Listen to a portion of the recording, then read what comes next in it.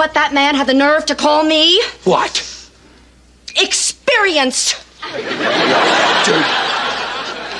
That's it? Well, he meant old. Over the hill. Out of it. Well, thank you, Mother. I'll have you know that I am every bit as withered as when I was 20.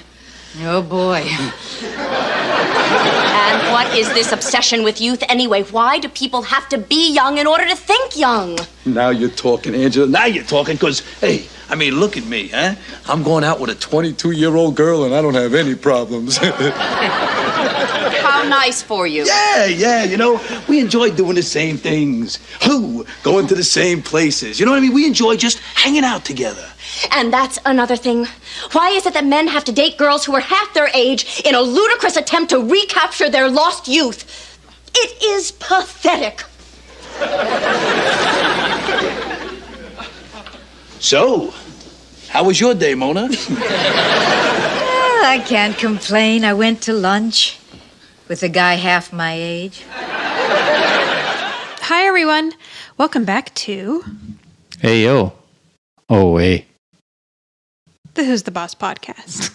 I'm Tori. I'm Kevin. I know I kind of almost forgot to do it again.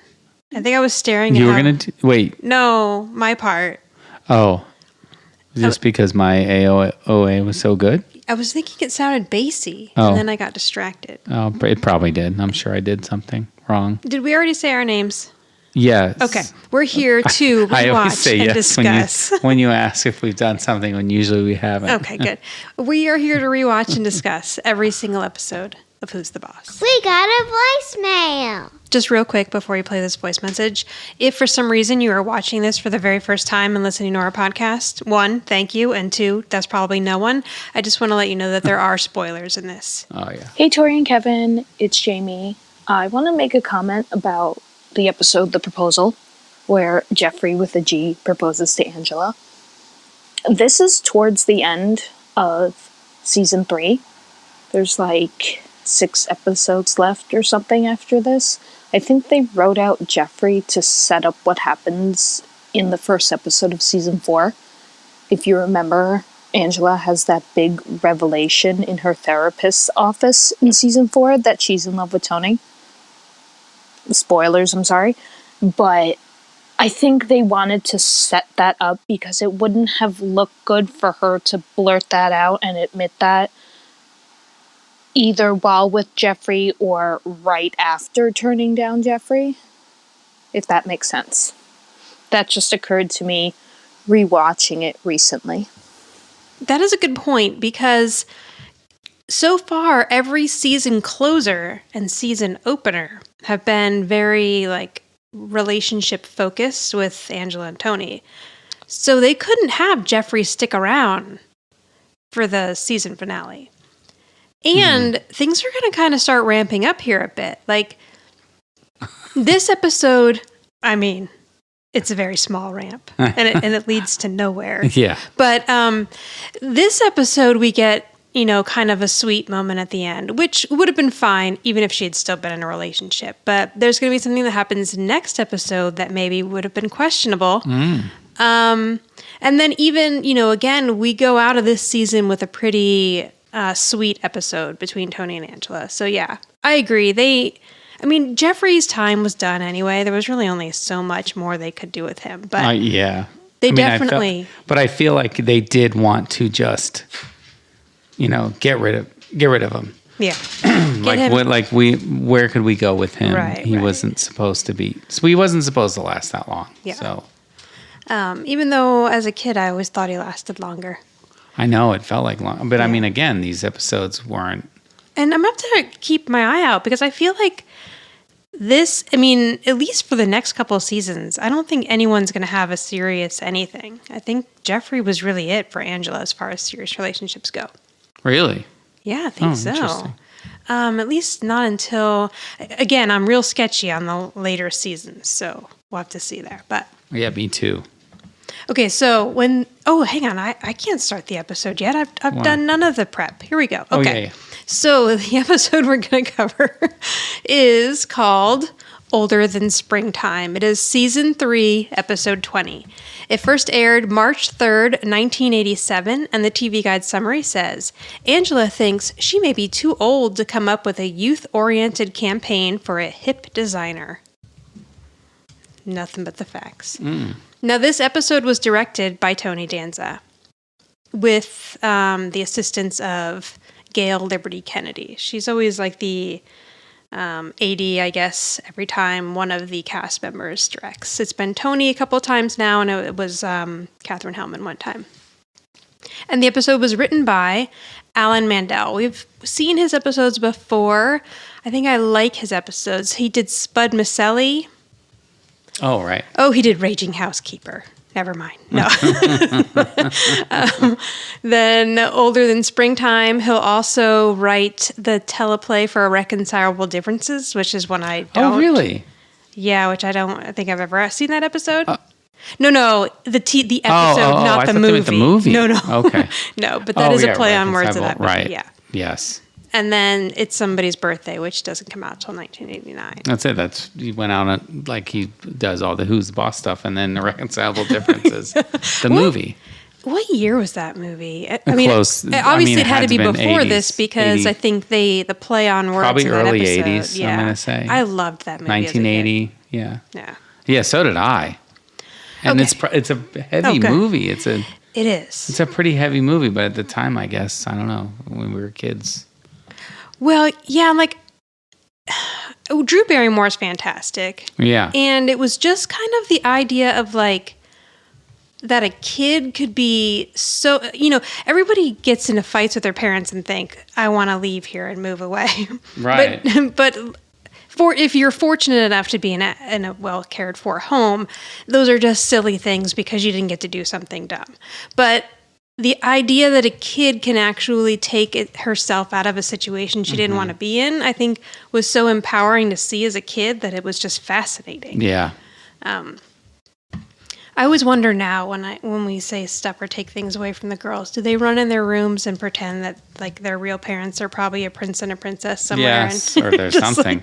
Their real parents are not us. Just like all kids do when they're mad. Yeah, probably. Okay, so when this episode opens, it's morning time. Angela and Mona are getting ready to leave for work. And Tony has just gotten home from, I'm guessing... A jog.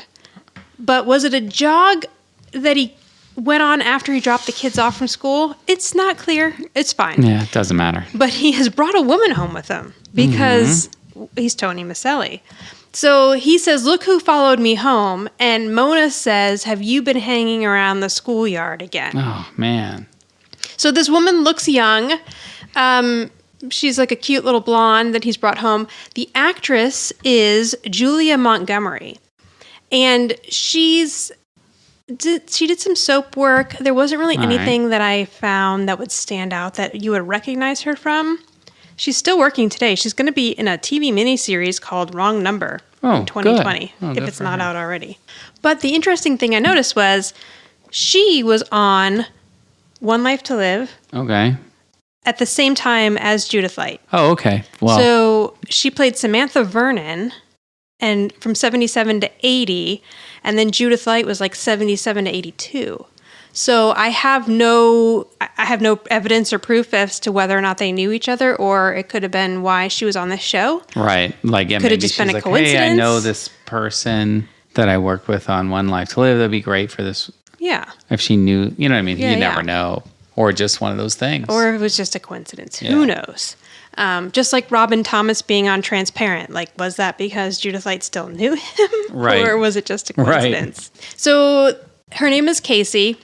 So after Mona says, you've been hanging out in the schoolyard, then Casey's like, well, we actually met on the track. So it seems like he was running around some sort of school track, and she was also working out there. Only Tony would meet somebody running and bring them home. And she come on. She caught up to him. So right. he was like even minding his own business. She was chasing him. Right. So she caught up to him, and she makes a little joke that she had to really sprint that last bit to catch him. And then she smacks him on the butt. So I don't know what happened between the schoolyard and the house, but these two are friendly. So Angela then is like, oh, it's so nice of you to bring a little friend home for Samantha to play with. I know, another dig. I know, and this woman is just doesn't care. She's standing right there. Right. And just completely blocks him out. Whatever. Yeah. And so Tony's like, and he gives her a look, and then she's like, I'm just making a joke. And now Mona says, no, a joke is when people laugh. Right. But Mona just made the same mean joke also. Yeah. I don't know. Mona and Angela are just being big bitches right here. I know. And I don't know why. Yeah. Well, so another woman showed up. Tony right? brought her home. It's like, yes. This exactly is what it another is. trope that, like, storylines would fall into. Whenever there are two women sharing the screen, there's got to be tension between them. And it's because Tony brought this that's young what it lady really home, is.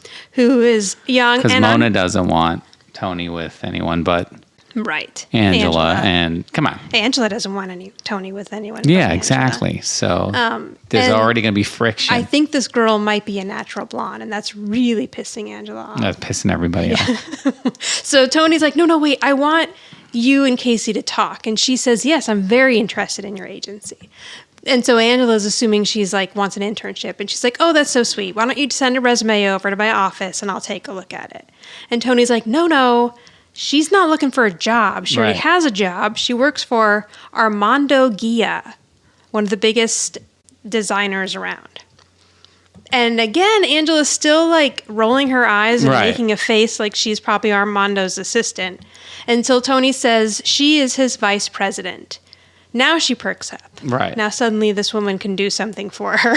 Right. And she's like, I must apologize.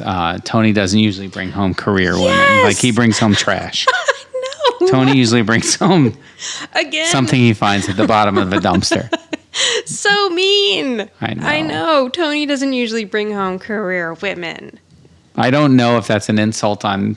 This Who woman, did she insult? Both of them. Yes. Really? Absolutely. It's like a backhanded compliment to this woman. Backhanded, yes. Because thank you. she's That's like, what I was oh, looking you're a for." vice president. You're not the garbage he usually brings home. Right. And it's just completely insulting Tony. Yeah. There's no compliment in there at all. Not at all. And so the lady's like, it's fine. I get this a lot.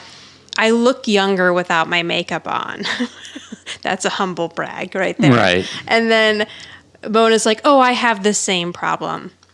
So Angela, she apologizes to her, and Tony explains, she's willing to help you get in with Armando Gia if you want to try to pick up a campaign for his clothes. So he's... And to think, if Tony's already done the legwork, like he kind of laid the... Like he got her the account. I mean, not... Well, he got her the meeting. But the meeting. Right. And so that's Tony looking out for Angela. Right. But also getting a little something in the process. Yes. I don't want to... Yeah. What would that be called? It's not... What? What would what be called? You know what they say, don't shit where you eat. Yeah. But he's not doing that, really. I don't know. There's not a correlation there. I don't know. I don't shit where you eat. Don't eat where you shit. He's trying to bring home work for her to make her happy, and then also still have sex with other people. I guess. I don't know. Okay. Well, he's trying to make his boss happy at this point. Right. I don't know. Let's move on. So so the lady says, okay, well, yes, so you can get a meeting with Armando. You just, you need to still win him over and come up with a great design for him and campaign. And Angela's like, that's not a problem. And then she says, and you also need to let Tony have the night off. And she's like, well, that's up to Tony. And he says he'll do anything for the Bauer agency. Of course. Yes. Yeah. That means sleeping with her. I'll do it. So the next scene, Angela and Tony show up at Armando Gia's clothing offices, I guess. Right. And it's funny because this must look very odd to people in the 80s because it's a very open floor plan. Right, but that's what all offices are now, pretty much. Right. Yeah, I noticed that. When she's like, oh, because even Angela says, what an interesting, what did she say? An interesting use of space. Yeah, what a great I loft and think. what an interesting use of space. You're Yeah. right. That's exactly what she says. And it's very hip and modern, but it's almost like how places look now. Yeah, I mean, okay, yes, there has some 80s flair to it. Yeah, but I'm saying the overall open work like open space. workplaces, open meeting areas. Right. Until COVID. Right, well, of course, yeah. And now I feel like we're going to go, I mean, I don't know what offices are going to look like in the future, but I don't know that this open floor plan really makes sense anymore unless you keep people spread apart that's enough. what my work looks like, at least the newsroom. Looks Yeah, like even that. when It's I an worked in open, news big years ago, workspace. it was still an open big workspace. I mean, now it has plexi everywhere, but it's still a big open workspace like that. And, like I've always heard the tales of other companies where like one of their meeting rooms is a ball pit. Yeah. And yeah, well, I mean, it just got ridiculous. a company that I used to work for like had a full bar and a basketball court. And so, yeah. So it's That's awesome. Yeah, it's funny like how this seems so odd to them, but maybe not to us watching this now. Yeah, I feel like maybe then, though, it was like the cutting edge of, you know what I mean? Like, yeah. I don't know. It was more just like cubicles that were all shut together, Right. spaced off, and then offices. So they go up to the reception desk, and Tony says he's there to meet Casey Fryman, and Angela says she's there to meet Armando Gia. Mm-hmm. And the receptionist says, "Oh, I've heard about you," to Angela, but not as much as I've heard about you. Of course. To Tony. Of course. Now, Tony. this actress here, her name is Kimberly B. Delphin. Oh, And okay. she passed away in 2011. Oh, no. Really? yes. So young. I 'Cause know. She looks young. Yes. Oh, shoot. I should have done the math, mean- but I didn't. She was born in 1964, and she died in 2011. Hang on. I'm going to carry the one. Why can't She I was open this? 56? Is that... I don't know. Oh, we- 56 is we what should I got. probably edit That's this out of my 'cause head. We're so dumb. I know. 47. She was 47 years old. But I used a Oh, calculator. no. I'm sorry. I did math to today. To now. She would have been 56. Okay, yes. I was like, God, how am I way so far off? I used a calculator. When did you say so she I died? can't even. 2001? 2011. In May of 2011. I meant. Okay, yeah. I did how old she'd be now. So, Which is still wrong, but whatever. but yeah, very young. Ovarian cancer. So now something that I have never experienced in an office, and I don't know if others have, but there is music playing for the entire office. And it's Bon Jovi's Living on a Prayer. Now, Right. the funny thing about that is I looked up what was happening in March 3rd of 1987. Mm-hmm. And the top song in the U.S. was Living on a Prayer by Bon Jovi. Well, that makes sense. Yeah. But also, it had to have been very popular for months because they probably would have shot this at least a couple months before it aired. So for Yeah. it to still be the top song, it must have held that spot for a while. It probably did. I mean, it was a huge song. So, yeah, they are just playing music for everyone. Like that, I don't know. I haven't experienced that. Have you? No. I will say this. I have when I worked, I did a brief stint at TMZ, and they, not in the main area, which again was an open workspace like this, but in the bathrooms. Oh, yes. Okay. Yeah, They yeah. blasted Yeah, music, yeah. and that was by request of Harvey, because he thought it was a good idea to just have blasting music in the bathroom. That's funny. Because people were in there doing their business. You didn't want to hear Right. anything. But it was actually kind of cool. You'd walk in there and it was just music That's funny. blaring in the bathroom. Yes. Okay. So when I used to work at Beachbody, they used to play the audio of the infomercials in the bathroom. Oh, that's terrible. I know, but it At was least still music is, Yes. and it was always classic rock music that was blasting. But I do appreciate the bathroom music because I agree. I think it gets so quiet. Right. Even though I You don't try need to not to hear what's use it for going anything on. but peeing as much as possible. You just don't hear even- what's going on. Yeah, I can't pee sometimes if it's too quiet in there. So I And do in a men's appreciate room that. there, it sounds like a fireworks show sometimes. You don't want to hear that. You know what I mean? Like, you want to hear music. Yes. Okay, so I appreciate that. So Angela sits down in like the waiting area, and there's a woman sitting there already, and she says to Angela, "Don't you just love Bon Jovi?" And Angela says, "Is that what you're wearing?" Oh my gosh. Because it smells so good. And she says, "No, the song." So now this actress, her name is Gretchen Palmer. She's listed here as La She Donna. dead? She is not dead. She is alive and well.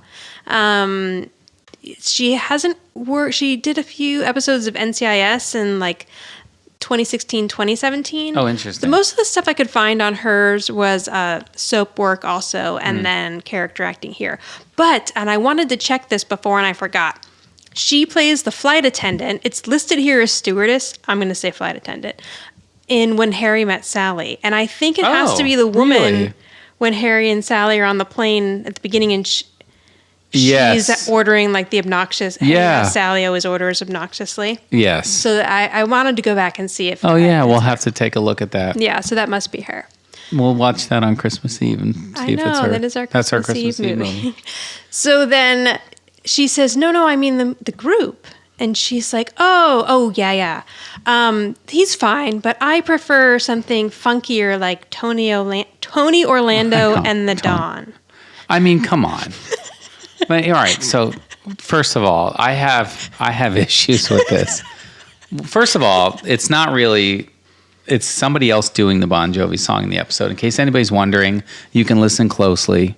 It's not Bon Jovi doing the song. And I wonder if it never was, or if it's just been changed over the years. Yeah, we had that discussion where we're not sure. We don't know if it originally was or not. But it's not Bon Jovi. Fight me. You can call, leave a voicemail, send letters. It's not Bon Jovi doing it. It's a cover version. But also, I, as a 48-year-old man, object to this. I think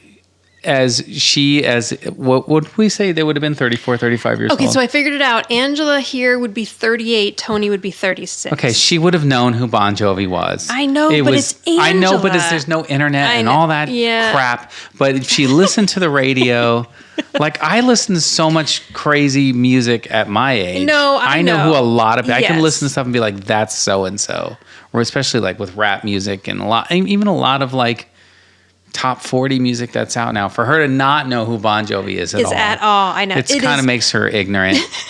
And but it is Angela. She didn't know who Tom Cruise, Rob Lowe were. I guess so. So maybe Angela's just so out of the picture. Yeah, she's just. I think they're also trying to set up how out of it she is. That's true. That's a good point. I mean, I get it. You're right. I'm reading into it too much. But you're right. It is ridiculous. First of all, I thought it was ridiculous that she wouldn't really know. Like if Bon Jovi was like the number one band in the country at that moment, you would have known the name. Yes. You would have heard somebody say something about, even if it's Samantha at home or something, somebody would have said something about.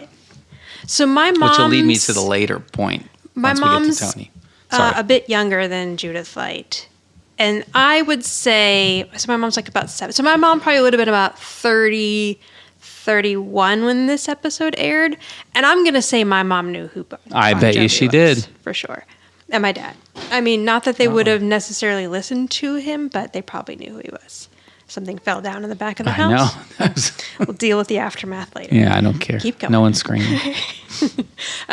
So Armando, is that his name? I'm sorry? Yeah, Armando Gia? Yes, Armando Gia comes out and calls Angela into his office.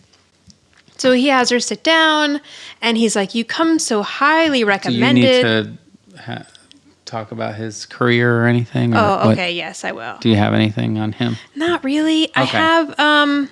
I thought he was somebody he wasn't, so... I know. Kevin thought he was in Weekend at Bernie's. He didn't think he was Bernie, but he just thought he was... I thought he was the guy who kills Bernie, but also goes crazy when he keeps seeing Bernie alive. But I thought it was that guy, but it's not. But he is... he was in a lot of soaps. So, character actor. He had a stint of 35 episodes of Mission Impossible in 88, 90. Oh, wow. So he was... Oh, so that's after this. Okay. Other than that, I recognize Santa him, Barbara, but I don't know where from, and I feel like it's from this episode because that happens to me a lot. Now, if I recognize him from anywhere, I'm going to say it's General Hospital because he played Victor Cassadine. Oh, for how many years? 81. Till when? I don't know. It seems like he did 2 stints where he was on in the 80s and then back in 2014. He probably came back from the dead or something. Oh, yeah. So, Because I worked at a TV station and I worked in Master Control where we ran General Hospital, so I had to watch it. oh yeah. So, but it wasn't in the 80s. It would have been later. I was so it wouldn't have been there. I was a big General Hospital fan, but not until like 89 and then through college. So maybe that's But the name sounds familiar. And then he was also on, oh my gosh, okay. So you may know him from Days of Our Lives because he's in 2,000 episodes of Days of Our Lives. Yeah, maybe. Like, As Tony, I didn't watch Days of Our Lives. Oh, that's not the one your mom watched? No, All My Children. Oh, okay. So he played Was Tony. he in All My Children? No. Tony shit. Demira. Oh, okay. Demira, sorry. Andre. Whatever. And he played. This is so soap. He played Tony Demira, Andre Demira. Hey, Demira. And then Andre with an accent over the E Demira. Okay, so. Wait, all in the same soap?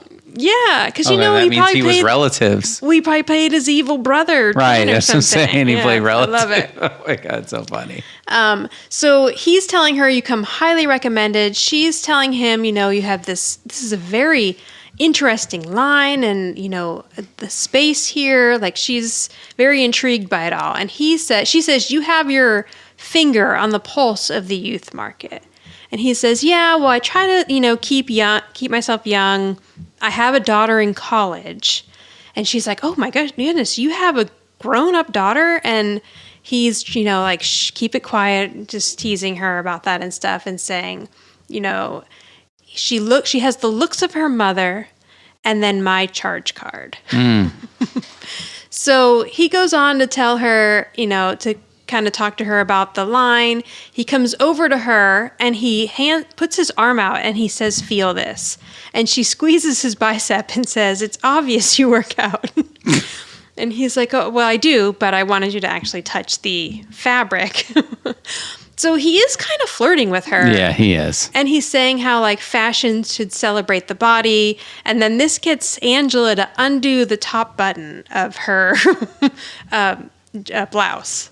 Which we need to also point out that this blouse has 2 enormous paisleys on it. Right, which I thought were footprints at first. I did. They look like footprints. They do look like footprints. And that's what I thought they were. So now out in the waiting room, Tony's still sitting there and he's waiting for Casey to be ready to go to lunch. So he's now talking to LaDonna. And again, LaDonna says, don't you just love Bon Jovi? Right. This is the only thing LaDonna knows to talk about. Apparently, she really likes Bon Jovi, wants everyone to know about it. She's a big fan. And he says, yeah, I like them. But to be honest with you, I'm more into the Beastie Boys. Okay, time out. So this one, I think, is Tony knowing who Bon Jovi is, right? But trying to be hip by saying the Beastie Boys because Samantha listens to the Beastie Boys, yes. right? Trying to one up. So he's trying to be all like, girl. I know what music is. Like, I know who Bon Jovi is. And the Beastie Boys are going to play a part of the following, not the actual Beastie Boys, but the idea of them in the next episode. Well, see, but I bet you that's what. He probably really isn't into the Beastie Boys. Yeah, I mean, if he is, he probably has just heard "Fight for Your Life to Party" or "Your Right to Party," and just thinks it's fun. And here's Samantha listening to it. Yeah, I remember when that album came out, "Licensed to Ill," which is the album they're referencing, right? Or the time. I remember it being on MTV. Oh my God! I just remember time. Somebody giving me like a dubbed cassette on a bus, and I'm like, "Oh my gosh, this album was changed it someone my you life." knew? Oh, a school bus. Yeah, like a school bus. No, yeah, school bus. And someone's like, you got to listen to this because it had like dirty words and stuff. So it was like, whoa, what is this album? And it was like, whoever this group is, they don't care about anything. Right. And it's still a pretty, great album for its time. Oh, definitely. Licensed to Ill was anyway. Yeah. So Angela comes out of the office, and Tony's like, oh, he jumps up real quick. He wants to know how it went. Yeah. And she's feeling great. She thinks this meeting went fantastic. And she's quite smitten with Armando at this point. So she says they have a wonderful rapport, and it is he said it was refreshing to be in her company. And then she says to Tony, this is what happens when two sophisticated, mature adults get together. Really? Right. And then Tony notices that her top button is unbuttoned. I know. He's like, did you lose a button? Yeah. And she says, no, I'm celebrating my sensual being. And he says, if I would have known, I would have brought a noisemaker. So Casey shows up at this point. Casey's outfit is fantastic. Oh my God. What is this brown mess? I know. It's like... And the earrings. And the brooch? Is the brooch a fish? What is that? I don't know, but it matches the earrings. It does. Kind of. It is a fish. I think it's a fish. I think it is a fish. And then like the skirt's kind of gathered in the front in like a knot. I don't know what's happening. 80s it's are all just fantastic. such a weird time. Okay, so Tony says that they're going to an American Indian restaurant and they're going to try rattlesnake. And this is what happens when two young, adventurous adults get together. Yeah.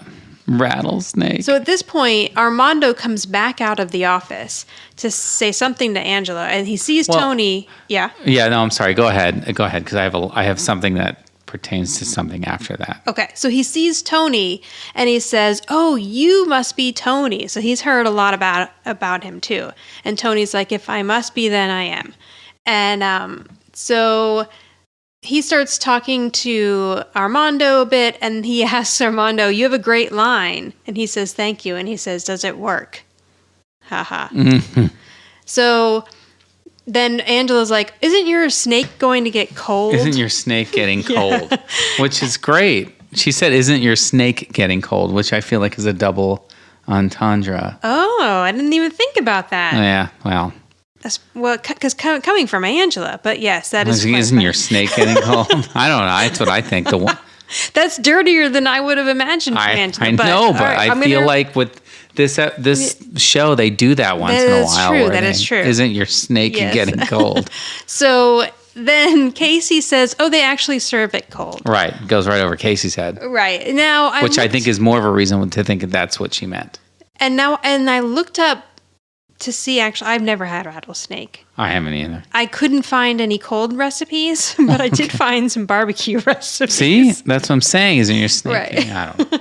So they go ahead and leave. And then as Angela and Armando are saying goodbye, she says to him, "You've really inspired me. I think this is going to be my best campaign ever." And at this point, another young woman walks up, and Armando sees her and goes over to her. And he says, "Oh, you're getting ready to leave?" And she says, "Yes." He says, "Okay, well," she asked him when he'll be home. He says he'll be home for dinner. So Angela assumes that this must be Armando's college-age daughter because he asks her, "Do you have enough money?" And she makes a motion like she doesn't. So he turns around and she takes one of his credit cards out of his pocket. Take my charge card, as they would say at the time. And so Angela says to her, "You must be so proud of your father." And she says, "Oh, I was very proud of him, but he died 10 years ago." And Angela says, "Oh, this isn't your father?" And she's like, "Army? Oh, no." They live together. Right. So this is his live-in girlfriend. So how old do you think that this girl's supposed to be? I don't know. Probably like 26. Well, how old is he supposed to be? I don't know. I would say he's supposed to be 50. Okay. That seems like someone. Okay, he was born in 40. The actor was born in 45. Okay. So actually, he's only 4 years older. So he's 42 here, but he does look a bit older than that. Yeah, he does. But that's just, I don't know. I feel like I know they're just going for on TV right in the 80s. So yeah, 48. I'd say she's probably like 26. So like a 20-year difference. Yeah, okay. Old enough to be the father. Yes, he's definitely old enough to be her father. But this is, I like that they're doing this storyline because this is something that we still see so much today. I don't think we'll ever not see it. Like, older men with power and money gravitate towards younger women when they can, if they can. Sure. I don't know what the percentages are, and I don't know, but there are definitely plenty of powerful men or celebrity men that we see that are with women who are much younger. So she says, no, we're together. And then Armando explains that Angela's there for a campaign. And then the lady, which I'm sorry, what is her name? Ariel. She seems surprised that Angela's there because normally he goes with a much younger and hipper agency. Right. So another insult fired off at another person in this episode. Openly, without hesitation. I know. Hang on. Let me talk about this actress real quick. Her name is Angela Alvarado. She's from Puerto Rico. And the one thing that I think that we would recognize her from is she played Batista's wife in Dexter. Really?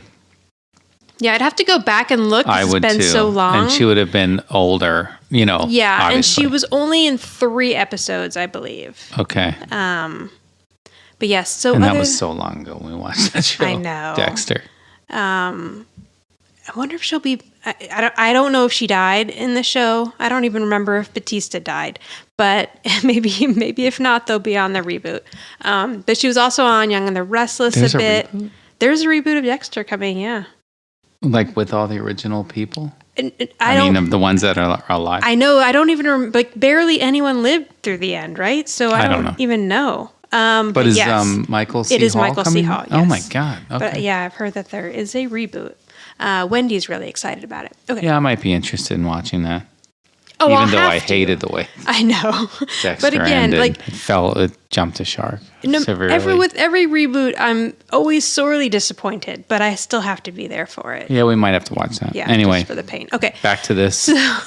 Back to the episode show we're talking about. So Ariel and Armando leave, and as they leave, Angela buttons her top button back. Yeah. She realizes nothing's happening with Armando. No. Now we cut to back at the house. Tony is chasing Jonathan through the living room because Jonathan is so upset. He's somehow gotten wind. Yes. That Tony ate rattlesnake. I know, and he's so upset. Was it rattlesnake? Yeah, it was rattlesnake. How could you do that? How can you sleep at night? Now, we have to talk about Tony's shirt here. And we're going to get this same shirt in a couple of scenes later in a different color. Yeah. This shirt is horrendous. I know, the pockets. It's What's the pockets. Going on with the pockets? I don't. It's like hip 80s. Oh, got shirts with big pockets. If you need to go somewhere and also carry a library book with you, you have enough room on one side. And then on the other side, you can fill it. A sandwich. Yes, your full lunch. You could pack a lunch and have everything you need right there on your chest. Yeah. Please don't ever make pockets like this on shirts again. I bet you they will. It's like a manila, is that the right word? Folder? What? Those big folders that you ship papers in? Yeah. Oh, like he has 2 of them attached to his shirt. Yes. It's horrible. Yeah, it's pretty bad. Okay. So, and we're going to see it again in yellow. It comes back. So Tony's like, I didn't mean to do it. And Samantha comes over and says, listen, Jonathan. Yeah, it's actually pretty awesome what they do with her here. Yes. And I know they're just trying to put the kids in scenes, but what Samantha does here is awesome. I know. This really is. It's so true. It's a great scene. She says. Because she's calling Tony out, but also dropping a truth bomb.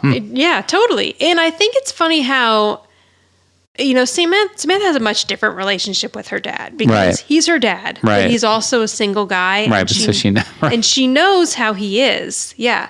And, that is a unique experience for kids who have parents who are single and dating. So she comes up to Jonathan and says, listen, one day you're going to meet a girl. She says some desperate woman will agree to go out with you. Right. A little dig on Jonathan. Right. And you'll do something disgusting. But also a dig on him, probably, on Tony. Not saying, oh, no, that's true. No, Yeah, there's she's no just making fun of Jonathan. Yeah, that's a she good thinks point. her dad's All a great right, catch, I'm sure. I retract that. Yeah. And she says, you'll do something disgusting just to make her happy, won't you, Dad? And Tony replies with, for your information, nobody made me eat it. I did it because I wanted to. Right. And she says, and that's another thing, Jonathan, you'll eat it. And then you'll lie about it. That's so great. I know, it's fantastic. And as she goes upstairs, both of them go upstairs. Tony goes, how is she learning this stuff? I know. So, I mean, she's already caught on to men quite a bit. Yeah. Now, the front door opens and Mona comes in first. And she tells Tony right away, watch out. She's in an MOOD. Yeah. And then Angela comes in, and she is in a very bad mood. And Mona says, Angela thought Armando was going to ask her on a date. And then I love how Angela pushes Tony out of the way Yeah. to get to Mona. And she says, I told you that in the strictest of confidence. Yeah, apparently that didn't go over well. No. And Mona says, when are you going to learn? And honestly, Angela, when are you going to learn? I know. I'm very sorry, but your mother is one of the top 10 worst mothers. She's a fantastic sitcom character. Right. And we love her, and we love to laugh with her. But a terrible mother. But she's a terrible mother, so don't tell her anything. So Tony's like, well, what happened? And Angela says that she met his actual girlfriend, and it turns out she's about 12 years old. So, and Mona says that Angela's old enough to be his girlfriend's mother. And then Angela says, well, that would make you her grandmother. Yep. And Mona replies with, it's getting ugly. So Angela's like, she's basically saying that everyone who works with him is about 12 years old, and that when he said that she was experienced, now she thinks that really means that she's over the hill, and she doesn't think that she's going to get this job at all. Angela says, why do you have to be young to think young? And Tony says, well, now you're talking, like you don't have to. Look at me. I'm going out with a 22-year-old girl, and I don't have any problems. I don't have any problems. And he does that annoying snapping thing. He does, yes. And he's going on saying that they enjoy doing the same things. They like the same stuff. Now, I often wonder, I do wonder about that with guys who are like, I mean, do you think that, say I wasn't here, do you think that you would have any... Say I wasn't here, okay. Do you think you would have anything in common with someone who's like 22? I'd like to say yes, but the answer is absolutely not. Yeah, probably not, right? Like, I'd like to think, oh, I'm hip enough, but like, if I hang out with a 22-year-old woman, like, what am I doing here? I know. I just think it's light years. I have had some girlfriends who are in their early 20s, and that's always been fine. Like, but they are girls who are still like similar to me. Yeah, right. In what they like and stuff. Right. But yeah, and like the thought, if I was ever single, the thought of going out with a younger guy is exhausting. Like, I would never want to do that. I know. So yeah, I've always wondered about that. Like, there has to be deep down inside, you have to think like, what am I doing here? Yeah. Right. What's the end game? Right. What is happening? But then I guess if you stick it out long enough, the next thing you know, she's 40 anyway. So, and you're 60, and then maybe that's not as different anymore. Yeah, I guess not. But Angela goes on a tirade, and she's like, well, okay, so what is it with men that have to go out with women who are half their age? And Tony's girlfriend isn't that. So he said she's 22. Tony's like 36 here. So it's not that, 14 years, it's not that bad. And so she yells at him, and then she storms out and goes upstairs. And Tony sits down with Mona, and he's like, so how was your day? Yeah, exactly. And Mona says her day was great because she went to lunch with a man half her age. Oh, that's funny. I know. That's Mona. Yep. So now we cut to nighttime, where Tony has just gotten home from his date with Casey. And they went, where did they go? Ice dancing. Ice dancing. What the hell is ice dancing? I have no idea. I should have looked I'm guessing it's ice skating, but you dance? But like you dance? Is there roller dancing? I don't know. If there is, I've never done it. I also love that Casey has a banana clip in her hair. Now, this is a trend I don't think we've seen come back, and I don't know that it will, and I don't know that it will. And I don't think we've seen it yet on this show, or I've just missed it. But I used to love a good banana clip when I was a kid. It really held everything in place nicely. So Tony is exhausted, and he had made up an excuse that his skate broke in the bathroom, and so he wasn't able to finish out the night. And she doesn't seem to be buying that, but she's letting it slide. And then she says, okay, well, I'll see you tomorrow morning for our 10K. I know. And he forgot he's running a 10K? Yeah, right? I know. If I was planning to run a 10K, I've known about it for months. Right. But I mean, Tony probably jogs, 5-6 miles a morning? So maybe it's not going to be that big of a deal 10K. for him. Yeah. Okay, so he comes in at the house, and Angela's sitting on the couch. She has papers all over the place. She's got sketches. I didn't realize that. So are we to believe that Angela has done these sketches that are sitting on the couch? Because I don't know. I mean, I'm thinking we are, right? So I guess so, yeah. Who else would have done them? Right. So then when Angela was showing him his tree, then she is an actual artist, or at least has some sort of drawing ability to be able to do storyboards and stuff. We've all been lied to. Okay, so he's asking her how it's going, and she's like, it's not going great. She's watching MTV because she's trying to steal ideas from them because she has no idea what to do. She feels beaten down. She doesn't think that she's the right person for this job anymore, and so she's really worried that she's not going to be able to do it. So Tony tells her, listen, you got to loosen up. This happens to me too. Sometimes I think there is no way I can make chicken a different way for this family. So silly. I've made chicken every single way I can make chicken. And then I'll be in the grocery line and I'll see a magazine and it says 48 ways to make chicken that your family will never see coming. And he's like, and there it is. And I feel inspiration again. And then he says, did that help? And she says, no. But this explains why we had chicken layer cake. Which I don't know why, but that's my favorite joke of the whole episode. It's funny. I can see Tony making chicken layer cake. So he's like, okay, well, whatever. I'm going to bed. And here's the shirt again.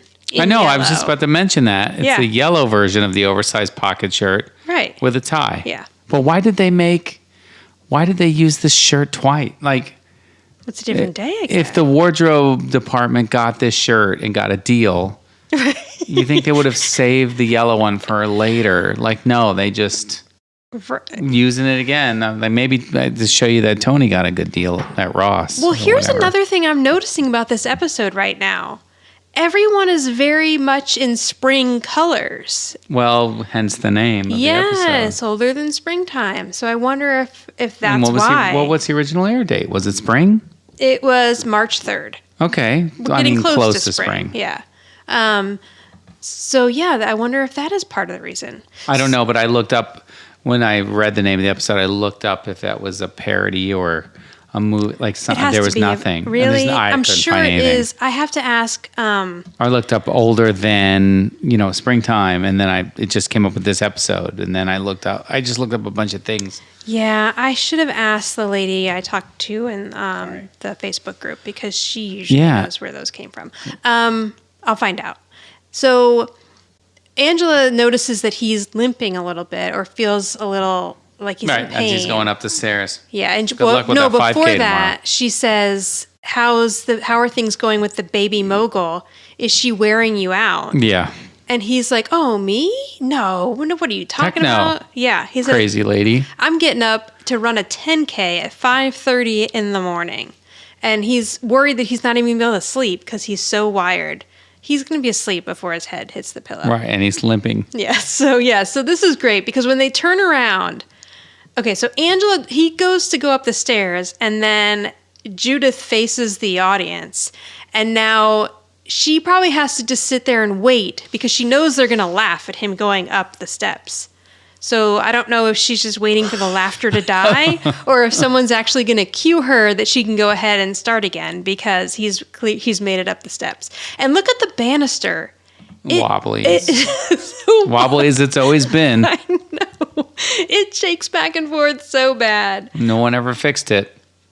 So What yes, if that continues? I love this, where she's just waiting there, puts her glasses on, and then once the audience dies down with the laughter, she moves on. So she's giving herself a little pep talk. She's like, loosen up, Bauer. You can do this. You know what to do. So I realize now, I was so confused as to where she got the outfit we're going to see her in, but she must have gotten a bunch of samples of Armando's clothing to bring home as inspiration. So she holds up a dress and she starts like making fun of who she thinks wears these clothes, which is somebody young with a very poor IQ and is a vapid And likes person. tabby cats and tofu. Right, yes, exactly. Now, again, I'm not going to condone making fun of other women, but whatever, it's the 80s. And she's frustrated again. She's like, I've got nothing. That's it. I'm going to bed. She gets up and walks over to the mirror by the front door. And when she looks in the mirror, staring back at her is a very old version of herself. But And she screams. Yes, she does. So she screams, and then the old version of herself screams in the mirror. And the old version of herself in the mirror is Judith Light wearing like a gray wig with a scarf on her head. That's hilarious. It really It's like is. classic old person. But what is fantastic is that whatever she's seeing in the mirror is probably around the age is right now. Right. And Judith Light looks nothing like I that. know. She looks amazing. So it's how dare them even It's think funny. that Judith Light would ever look like that, to put that in the mirror facing Angela. I know. And then to go for the old Yeah, lady. I know. It's just funny. It looks like I'm surprised they didn't borrow the outfit that Mona wore in The Graduate for that. So Tony hears Angela screaming. He comes running. He comes running down. And is this a thing? Do people brush their teeth over a mug? What is I don't know. this? I don't know what the hell's going on there. It's got a lather going on in that mug. Yeah, it's Gross. disgusting. So he had been brushing his teeth. He With a mug. ran down the stairs. Maybe that was his water, like rinse the mouth, but I don't know. I'm not going to try to figure it. Never mind. And he picked it up and ran with it. So as he gets to the bottom of the stairs, he's like, what's wrong? What's wrong? And she says, I am not old. I know, which makes it like, I'm sorry I came down here because you're nuts. You are insane. I don't even know what that means. And he just says, oh, yeah, well, you should try ice dancing. Yeah. So she goes by him. He doesn't say it to her. She goes by him and goes upstairs. And then he says, you should try ice. And then he again Grabs that rocky banister. and tries to get up the stairs. Now it's the next morning. And I guess since Tony's at his 10K, Mona's getting the kids ready for school. And she's making sure Samantha has everything. And then she asks Jonathan, do you have your protection money? And Jonathan just gives her a look, and then he says, yeah. So they're getting ready to head out the door, but Jonathan's like, wait, first I want to say goodbye to Mom. And just then, Angela comes down the stairs. So Tony had to be at this 10K so that he wouldn't see any of this. Right. Because there wouldn't have That's a been good any point. other reason for him not to be home in the morning. That's true. Okay, so this is the most fantastic Angela Bauer outfit we have ever gotten and we will ever get. And the hard thing here is trying to figure out if this looked good at the time. I know. I don't remember. So Right, but from what I can gather from everyone else's reactions, it does look good. yes, it must. So my thought is like, and I even tried to look up like 1987 runway, because you know how runway fashion is always way exaggerated top, though. from what actually Right. gets sold to mainstream. But I mean, the point is just to get the point across, and then they, will create a line that they can sell to actual people. Right. But, and I feel like maybe this is what that is. Like, this is what you would see as a backup dancer for something, or some, like the hair. Like it gets over the top, but it's like Hollywood over the top. You know what I mean? Right. Like I understand what you're saying. Yeah. It's impressive over the top. Right. I mean, the hair, there's no way that they could have shot this. If they shot this in front of a live studio audience, they would have had to give at least 30 minutes to get this hair, because they joke about how Katherine Hellman and Judith Light would have races to see who could get ready fastest for the next scene, because Tony really liked to keep it like a play. But then if you look at her, this took a while. Yeah, there's no way. I mean, this had to have taken a while. The teasing of the hair alone. And she looks like an 80s rock band or like... Yes. Okay. So she has on giant earrings. Her skirt is quite short. The dress isn't terrible. If it wasn't the color silver that it is, it would have been considered cute. And like, I could see that like definitely being like a popular prom dress or something. Sure. Yeah. Sure. The bracelet's out of control. So she comes downstairs like nothing unusual is happening. And Samantha and Jonathan are both completely shocked. Jonathan says, "Mom, your shirt's shrunk." And she's wearing a very short skirt. She's like, "No, it didn't." And then he says, "Well, did your legs grow?" And she's like, "No, they've always been like this." And Mona's making a joke that she hasn't seen those legs since she scrubbed them in the bassinet, which I had never heard before. Is that like a bassinet, but a bassinet? Yeah, I guess like a little insert you put in the tub to wash a kid. So Angela asked them, like, "Am I hip or what?" And Samantha's like, "You're more than hip, you're hot." And Angela's so excited to hear this, because if Samantha thinks she looks good, then this is going well. And so Angela did a lot of homework last night. She watched a ton of MTV. She knows the new Mr. video. She knows who's going to be on the cover of Rolling Stone. She's kind of schooling Samantha on some stuff for the first time. And Samantha's like, "Maybe you and I should hang out sometime." So Samantha's seeing a different side of Angela than she's ever seen. And then Jonathan says she's already hanging out. I know. It's so funny. Now, Angela asks if Tony is back from jogging, because she really wants to get his opinion on this before she heads out the door, which I think is really cute, actually. Yeah. Yeah, because she knows she's probably going to get a reaction out of him. Right. And then Mona's like, "Well, you didn't ask what I think." And she's like, "Don't you want my reaction?" Right, "Don't you want my opinion?" And Angela says, "No, because I'm actually feeling pretty good about myself this morning." And then Mona does the nicest thing she will ever do for Angela on this entire series. She says, "You look sensational." I know. And she truly means it. And she does follow it up with a small dig about how her hair could poke somebody's eye out. Right. But still in a loving way. Yeah, right. But still, right.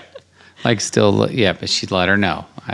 Yes, can't let you off completely unscathed. Now we go into a transition of Angela at the office, and we get that cheesy transition music. Yeah, I like it. I like that this show is doing it more and more, the cheesy transition. Yeah, I like it.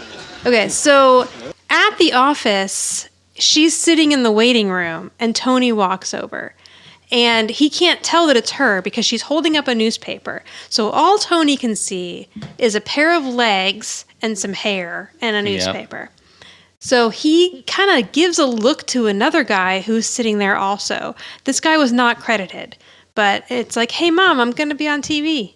And then he's going, "Ooh." I know. Now, both Tony and this guy are kind of being dogs. Like, does Tony act like this in his everyday life? Is this what he's doing at the grocery store? Just cheesing it up? Yeah, because we need to talk to Tony. I don't like this. No, but it's super cute, of course, because it's Angela. Right. So he goes over and he sees this pair of legs. He gives a look to the guy, and he's looking at the lady, and then he says, "You better be careful with that paper. You might set it on fire." Yeah. That is a terrible line, by the way. I know, and he just would say that to a complete stranger. It's so weird. Yeah, and it probably would work for him. So she pulls the paper down to show that it's Angela. And he's like, "Angela?" And she says, "Yes." And he's like, she says, "In the flesh." And then he says, "Yes, and there's so much of it." And then he realizes that the guy's still looking. And he goes over and he's like, "What are you looking at?" Right. So he says, "Everyone is staring at you." And she says, "Yes, and you were one of them." Right. And then he does this like Dr. Seuss thing where he's like, "But I thought it was before I knew it was you, not the you I knew." So, I know. All ridiculous. Right. It was funny though. So she's like, well, if I got this reaction out of you, then I'm going to get a reaction out of Armando. She goes to pick up her briefcase, and Tony says, don't you dare bend over in that. So his receptionist comes over and says, Armando's ready for you. Tony's like, listen, if he drops a contact lens, anything, you do not bend over and pick up anything off the floor. So he makes her bend at the knees so he can get her briefcase and her portfolio. And then again, he goes up to the guy who's still staring and he says, you what are you looking at? Right. All of a sudden, you can't look. Right, no. Because it's Angela. Right. It's like, he's looking at a family member. Right. So now we cut to Tony at home, who's in pain because he did run the 10K that morning. And so Samantha is, I don't know, whatever she's doing, banging on his back. I guess that's a masseuse move that you see on TV, but I've never actually experienced it in real life when Someone getting a karate massage. chopping your back. Yes, I don't know what that move is. So she's doing that to his back, and the phone rings. And so he picks up the phone, and it's Casey. Now, Casey's inviting him to go see ice hockey. Is that what it was? No. Hang on. No, it was hockey, right? Hang on, let me see. Oh, indoor soccer. Sorry. Indoor soccer, sorry. She's inviting him to go see indoor soccer. He's like, oh, great. We got good seats. Oh, we're going to play. Right. She should have known. Right, of course. And I love the laugh that the shot they show of Samantha laughing at him too, because I think she's really enjoying this. So he's like, okay, well, that's great. I'll see you there. Okay. But what happened with Angela? So he wants to get, some information. And Casey lets him know that Angela did not get the job. Right. And he's like, oh, no. And then he says, is it okay if I break it to her? Yeah. Like, why? I know. Why would you want to break the bad news to her? I know. Like, I would be like, call back later. Now, I guess it's a good friend to have because Tony's willing to do this, but I try to avoid awkward conversations at all costs. Yeah. So I wouldn't volunteer to do one that has nothing to do with me in the first place. Like, just stay out of it, Tony. Yeah, for sure. But yeah, so he decides he's going to tell her. Samantha's like, oh no, what happened? And he explains it to her. And then Tony's like, it's fine because she has to have a pretty good idea that she didn't get it already. Then Angela comes through the door. Yeah. And she absolutely thinks that she got this job. She feels great about it. And Samantha's like, okay, well, this is a grown-up moment. And she pieces out and goes upstairs. So Angela's going on and on about how, he was blown away. He was speechless. I told him that if I look this hot in his clothes, why not sell it to other women my age, and you'll triple your business and you'll expand your line and everything will be great. So she says that he told her he'd come up with a decision in 24 hours, but he was speechless. And Tony's like, well, he kind of came up with something to say. So yeah. Angela asks him what he's talking about, and he says, well, Casey called, and she said she has tickets to indoor soccer. I said I'd go. I know, I love it. He goes with these details that she doesn't give a shit about. Right. Then it turns out we're really going to play. I'm going to go anyway, and you didn't get the job. And she's like, wait a minute, what was that part? So he sits her down, and he explains that Armando says that... Armando thinks you're terrific. Right, he thinks you're terrific. Oh, and he throws in that she had fabulous legs, which I really don't think Casey said that, but no. Tony's just making her feel a little better. Yeah, right. Yeah, for sure. But Armando doesn't think that young girls want their mother to wear the same thing that they wear. Armando. Yeah. What does he know? I know. And Angela's like, he's absolutely right. Like, that makes total sense.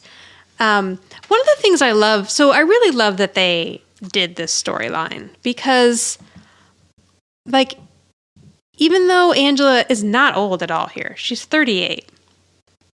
I feel like, even still today, this is a very prevalent issue. And I read an article recently about, like, how women in the workplace are aging out at a certain point and then finding it very difficult to find jobs. And I feel like that happens with men also. Oh, I think, for sure. Yeah. Like you get to a point where you're making too much of a salary and there are younger people who can do the job for much less money. Yeah. Right. And so, and obviously Angela is not to this point yet, but there is a point in your like career where, and I think we've mentioned this before, where like you're the young person, you're getting married, you're having a baby, and then the next thing you know, everyone else around you is getting married, and and everyone else around you is having a baby, and you're like, wait a minute, how did I all of a sudden become like the oldest person? Like I realize that there are people I work with who are like 12 years younger than me, right? And I don't even realize when it happened. Like, so I do love that they kind of tackled this at this point.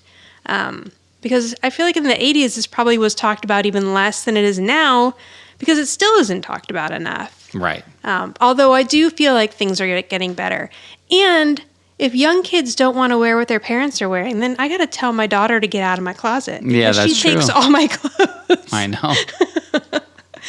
But yeah, so. She's taking some of my shirts too, just to wear to bed. She does. She takes all of her old t-shirts and stuff. Okay, so Angela says, I was so busy just trying to fit in and trying to be young that I didn't do my homework and I didn't think about that part, that these clothes are made for young people and not for older women, which I do feel like has changed a bit now. Like, there's a whole joke about, mom jeans or whatever. Right. Although now the mom jeans are popular. Like what we would have considered to be mom jeans are what kids are wearing now.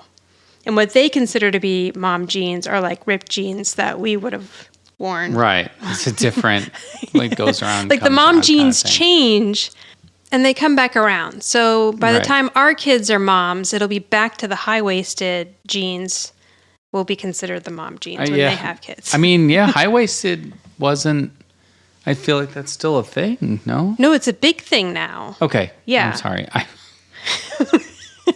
Well, once they come back around, I understand what you're saying now. Right, but like the original like Saturday Night Live skit about mom jeans. Right.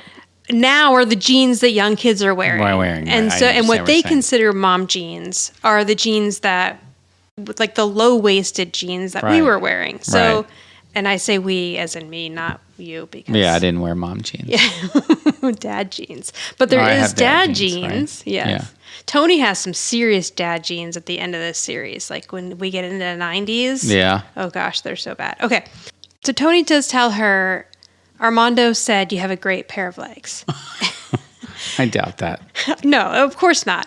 But, she says, oh, great. Well, then I can be a rocket. Right. And Tony says, you know what? You don't think they're good enough? And he says that he absolutely thinks they're good enough. And she has a great pair of legs. Right. And that he was thinking of taking her legs out tonight. Right. And if she would like to come with them. I know. If you'd like to come along, you can. That's a funny. Yeah, it was cute. Good line. Now, let's not forget that he's already accepted a date with someone else. But, okay. So then Angela asks him, what about your date with Casey? And he's like, whatever. I'll just tell her I'm sitting up with an old friend. And then he's like, oh, I didn't mean that. But I think it's cute that he's willing to give up a date with Casey now to like, although I feel like he wanted to break up with Casey earlier in this episode and it just didn't go well. Right. He wanted to break up with her before the 10K. I think he was ready to unload Casey. So now they have this like kind of silly conversation where, I mean, they're mostly just like flirting because he says, you're being too sensitive about this whole age thing. And then he says, about how old are you? But he already knows how old she is because he knows that she's 2 years older than he is. Because he says that? Oh. They had that whole conversation in It Happened One Summer when they realized they kissed each other as kids. Right. He said, I lied because I knew you were 13 and I was only 11. Right. So why would he ask that? I know. So either they forgot that and it was bad continuity, or he's just trying to be flirty with her and get her to say how old she is. So she's like, it doesn't, you like you said, it doesn't matter. I have a young heart and that's all. And he asks her, do you think you can keep up with me? And she says she does. So he kind of takes her in his arms, and what is the song that starts playing? Stepping Out by Joe Jackson. Okay. And you said that this is not the original. It's not. Okay. So they start dancing here. No, I'm just kidding. And then they fade into a different version of Tony and Angela in a completely different set. Like this scene has always just completely baffled me, but I think I figured it out. And I think, like, if you notice when they spin, the spin matches. So as he starts dancing with her in the living room, and they do a turn and it fades into this other version of Tony and Angela, it matches. So I think, like, we're to think that what we're seeing now is what's still happening in the living room. But they were kind enough... all white ballroom. Yes. They were kind enough to give us a Tony and Angela that we recognize, you know, and they're dressed very beautifully, and it's kind of this, like, dreamy atmosphere. And so we just sort of get this dance scene. And then we have to remember that Tony Danza directed this episode. Oh, right. So I feel like this totally had to be his idea. Like, either... That's true. Like, I wonder if the episode went short, so they were like, okay, we'll do this, or if they purposely fill it in with us twirling around built in a this circle. in. Yes. But, you know, this is obviously a choreographed dance that they probably worked on, and, you know, it just blows my mind that they, like, built this whole scene. They have, like, little dry ice being pumped in like it's a rock video. I know, it's so crazy. But it is beautiful and it's adorable. And I think it's great that, you know, as little of Tony and Angela we ever will actually see on this show, it's cute to get little scenes like this, even if it isn't real. And they both look great, and they both are fabulous dancers, so you can tell that they were having a good time. And then I love at the end, too, if you notice, like, as they're sort of spinning before it goes to commercial break, it almost looks like somebody has to be getting dizzy there. Like, they really spin for a while. Yeah, they were going for a while. Yeah, that's a good point. Right. And that is it. That is the episode. Well, Oh, no, you're right. That is not tag. the episode. So, the end. Come on. I'm sorry. I got so wrapped up in that dance, the twirling. I know. It seems like you would think that that's where it would end. Okay, so the tag of the episode is they're packing up all of Armando's stuff. And Tony's like, you know, we can go drop this off. And she's like, no, I'll just deliver it COD. Is that still a thing? Cash on delivery? Yeah. I don't think it is. I don't think so either. No way it can be. Then he picks up the dress she was wearing, I don't know, and says, we can send this to Charo. And I forgot to look up Charo, but I think everyone kind of remembers who she is. Yeah, everyone knows who Charo is. And that would be something that Charo would wear. Right. So she's like, oh, you joke, but I wish I could have a picture of the look on your face when you saw me in that outfit. And then she tells him, you have a cavity in your upper right molar. Right. Which means, right. Means his jaw dropped. Yeah. So then Tony continues to fold. He's holding up a towel, and he's saying, you know, people should be able to wear what they want. Like, if you want whatever you want to wear, you should be able to do it. Right. Until his daughter comes down in the skimpiest outfit ever. And I remember this outfit, and I remember wanting that outfit oh, really? So That's bad. Funny. Yes. So Alyssa Milano was wearing like this little tiny tube top with tiny sleeves, a skirt, and tights. And it's like a midriff. You can see her stomach. So she comes down the stairs. Her hair's all teased up more than usual. And Tony runs at her with the towel, scoops her up in it, and then acts like he's going to run upstairs with her. And that is the end. I know, and it freezes there. And the look on her face is pretty awesome. Yeah. It's so cute, too, because, you know, they joke about how protective he was of Alyssa Milano. Mm-hmm. Like, she's made the joke that she had 2 Italian fathers, her own, and then Tony Danza. Right. And I guess, you know, as she got older and boys obviously became way into her, interested in her, she would have guys, like, come visit the set to watch the taping and stuff. And Tony would, like, give them the 3rd degree. And he said, like, sometimes even people on the street would be like, oh, that Alyssa Milano. And he would be like, you're disgusting. She's a child. Stop it. So I do love how, like, fatherly he was in that respect. Okay, so that is now the episode. Okay. So you do rating first. Rating. All right. I would give this episode a 7. All right. Yeah. Nice. I thought it was fine. I like the the whole idea that they were dating, or he was dating a younger person that he met, obviously out running or whatever. But I mean, it tied into the whole, you know what I mean? Like he met her, brought her home. Angela ended up getting a chance to get an account with them. And it was a whole, like, the struggle of, like, dating a younger person or whatever. I don't know. But I thought it was a 7. I thought it was a good episode all around. I enjoyed it. Yeah, I gave it a 7.5, which I think is standard for us. For me to always be a little half step above. Because I really appreciated the subject matter. I thought it was great, especially for this time. It was pretty progressive. Yeah, that's true. Yeah. We've seen this before with The Graduate, but I like that they kind of put a different spin on it this time. And...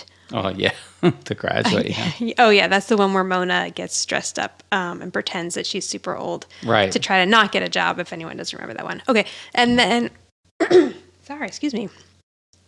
I obviously love the Tony and Angela parts as well. Yeah, it was good. And the kids even had really, like there wasn't anything, a storyline for the kids here, but I thought they had great anecdotes when they were on, like Jonathan being upset about the rattlesnake. Yeah, that's true. Yeah, and Samantha cutting her dad down as far as doing dumb things to impress a woman. Right. Who's the boss around here? Me? Or my mother? Or maybe it's you? I went with Angela for the boss here. Okay. Because I know Tony like got her the meeting and stuff, but I kind of feel like Angela was the one that took control and decided that she was going to dress up, and came up with the campaign that she thought would work. And then when she didn't get the job, she was like, "Oh yeah, that's actually exactly why I didn't get the job." So I don't know, like I kind of felt like Tony was sort of just the messenger here, but Angela really came up with the idea and moved it forward. Yeah, I agree with you. I think she was the boss too. Because you're right. She does she kind of, once she gets into, she's going to try to sell it. And then she comes up with a plan and she owns it. Like she owns it basically. Like just says, yeah. And then you're right. She does say, in the end, he's absolutely right. Like, yeah. But at least she tried. I mean, I'm not really sure. I'm still not sure what her agency had to do with it. Like I understand what they're trying to like sell, but I feel like she would like puts people with products to try to sell. So I'm not, but I guess it was they do his advertising campaigns. Yeah, I guess so. I guess that was his clothing line. Yeah, I guess her campaign was expanding this to a wider audience of women, like bringing in kind of like the Ugly Betty episode we watched the other night, where Betty wanted to expand the models to being healthy models and showing women like showing everyday women wearing the clothes that are in the fashion magazines. So I think sort of similar to that, she just wanted to expand it to older women, and he wasn't interested. Yeah. So, but yeah, I get what she was doing. But yeah, I agree. I think Angela was the boss as well. Yeah. Okay, so, plus, you can't come down the stairs in that outfit and not be the boss of the episode. That's true. And the silver get it just and for black, that. Whatever that was. Just for the ovaries to come down in that outfit. Okay, so you can reach us at Who's the Boss Podcast on Instagram or Who's the Boss Pod 1 on Twitter. On Facebook, our page is the Who's the Boss Podcast page, or go to anchor.fm/WTB podcast, and there you can leave us a voice message. And also, if you listen to us on iTunes, please consider subscribing or leaving a review and a rating, because that also helps us. All right, so next episode, we're going to watch Walk on the Mild Side. Oh. Do you remember this one? No. Angela decides she's going to go and do spontaneous things because she never did when she was younger. No, I don't. Okay. If we watched it recently, I don't even remember it. I don't know if you did watch it with us recently, but it's a cute one. All right, that's it. Thank you, everyone.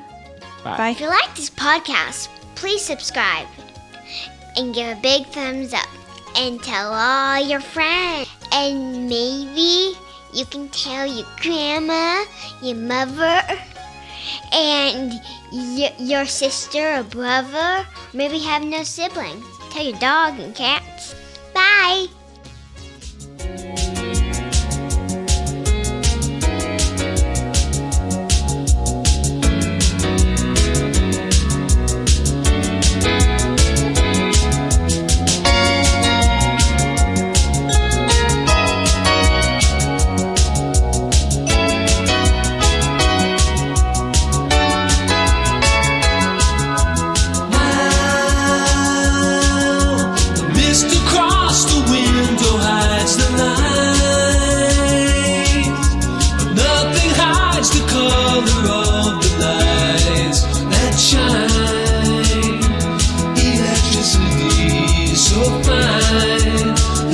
dry your eyes.